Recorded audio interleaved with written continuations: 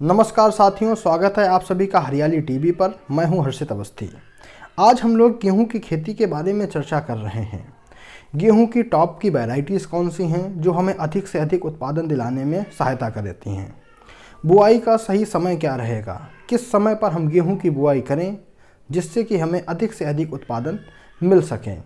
और बुआई से पहले हमको जुताई कैसी करनी है, जुताई कितनी गहरी करनी है और कैसे जुताई करनी है।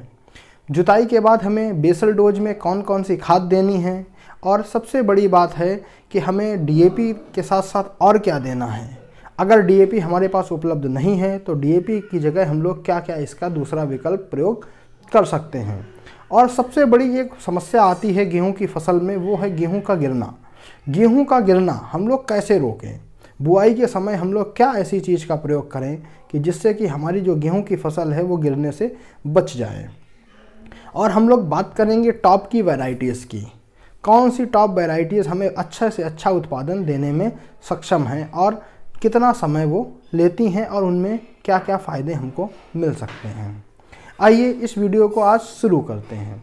सबसे पहले हम बात करेंगे जुताई की। आपको जुताई बहुत अच्छे ढंग से करना है।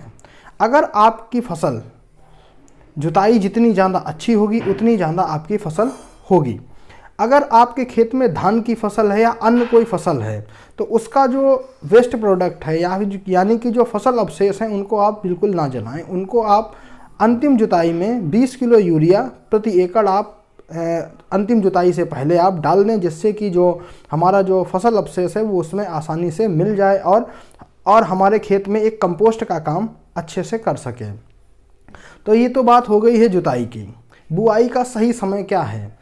25 अक्टूबर से 10 नवंबर का जो समय है वो बुआई के लिए सबसे ज़्यादा अनुकूल समय है। अगर आप 25 अक्टूबर से 10 नवंबर के बीच में बुआई करते हैं तो आपको सबसे ज़्यादा उत्पादन मिलेगा। अगर आप उसके बाद बुआई करते हैं तो धीरे धीरे आपका उत्पादन उसके कंपेयर में कम होता चला जाएगा। बहुत से किसान ऐसे जो हैं जो 10 नवंबर से 20 नवंबर के बीच बुआई कर पाते हैं तो उनको उत्पादन उतना अच्छा नहीं मिल पाता है। जो 25 अक्टूबर वाले में आपको उत्पादन मिलेगा वो 10 नवंबर वाले में आपको उत्पादन नहीं मिल पाएगा। और अगर आप 20 नवंबर के बाद जो बुआई कर रहे हैं तो उसमें आपको और भी ज़्यादा कम उत्पादन देखने को मिलेगा। अगर हम लोग बात करते हैं गेहूं में कौन सी खाद का प्रयोग करना चाहिए, बेसल डोज की अगर हम बात करें तो हमको 1 बैग डीएपी और 25 किलोग्राम पोटाश प्रति एकड़ देना चाहिए। अगर डीएपी के साथ अगर आप 1 बोरी सिंगल सुपर फास्फेट का प्रयोग करते हैं तो आपके लिए और ज़्यादा अच्छा रहेगा, क्योंकि सिंगल सुपर फास्फेट में आपको कैल्शियम और सल्फर की अतिरिक्त मात्रा आपको मिल जाएगी। अगर आपके पास डीएपी उपलब्ध नहीं है, केवल सिंगल सुपर फास्फेट है, तो आप क्या करेंगे, 4 बैग सिंगल सुपर फास्फेट के और 25 किलोग्राम म्यूरेट ऑफ पोटाश यानी एमओपी का प्रयोग करेंगे और इसके साथ साथ आप 1 बैग यूरिया का भी साथ में डालेंगे।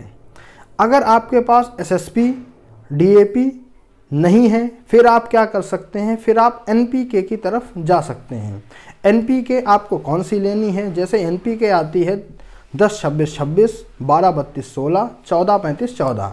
ये एनपीके आप 1.5 से 2 बैग यानी कि 50 किलो का 1 बैग होता है तो 1.5 से 2 बैग आपको प्रति एकड़ आपको अपने खेत में डालना है। अगर आप एनपीके का प्रयोग कर रहे हैं और खाली डीएपी का प्रयोग कर रहे हैं तो आपको 5 किलोग्राम बेंटोनाइट सल्फ़र को ज़मीन में ज़रूर देना है, क्योंकि सल्फ़र जो है वो बहुत ही ज़्यादा इम्पॉर्टेंट है। जो हमारा उत्पादन बढ़ेगा वो सल्फ़र की वजह से ही बहुत ज़्यादा उत्पादन बढ़ जाता है। काफ़ी अंतर आता है, 10% उत्पादन लगभग सल्फ़र की वजह से आपको हमारा बढ़ जाता है। और सबसे बड़ी बात है कि हमने आपको एक बात कही थी कि गेहूँ को गिरने से हम लोग कैसे बचा सकते हैं।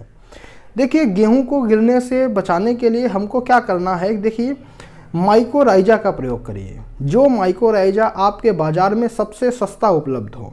आप किसी की बात मत मानिए, कोई कहे इस कंपनी का माइकोराइजा ले लीजिए, ये इतने रुपए किलो है, ये महंगा है, ये उससे महंगा है, तो आप लोग किसी की बातों में मत आइए। आप लोगों को जो सबसे सस्ता माइकोराइजा मिले, अगर आपके यहाँ पे जो कृषि रक्षा इकाई हैं उन पर जो माइकोराइजा मिल रहा है तो वो आप ले लीजिए।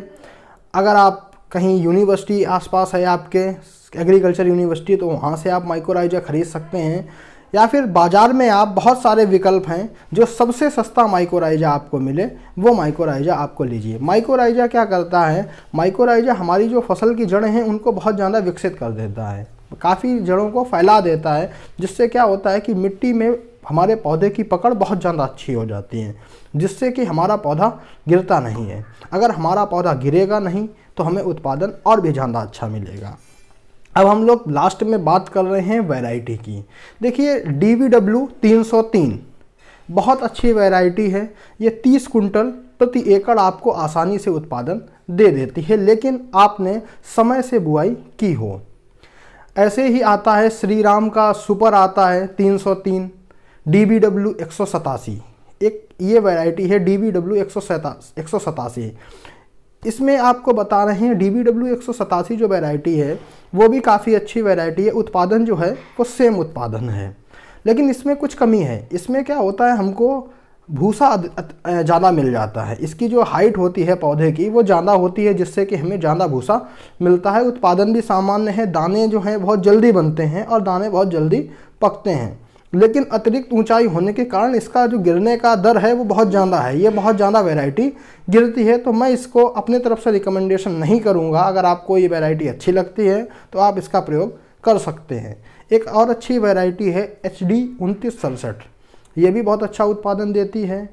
एक श्रीराम सुपर का रिसर्च आता है 272, वो भी बहुत अच्छी वैरायटी है। एक HD 3086 और HD 2851, ये भी बहुत अच्छी वैरायटी हैं, आप इनका भी प्रयोग कर सकते हैं। अगर आप लोग बहुत ज़्यादा बाद में बुआई करते हैं तो आपको क्या करना है, तो आपको WH 711 वैरायटी का प्रयोग करना है, क्योंकि अगर हम लोग बहुत देरी से बुआई करते हैं तो ये बहुत जल्दी पककर तैयार होने वाली वैरायटी है। आज के वीडियो में बस इतना ही। अगर आपको वीडियो अच्छा लगा हो तो आप हमारे चैनल को सब्सक्राइब करिए, वीडियो को लाइक करिए और शेयर करिए। बहुत बहुत धन्यवाद। जय हिंद, जय भारत।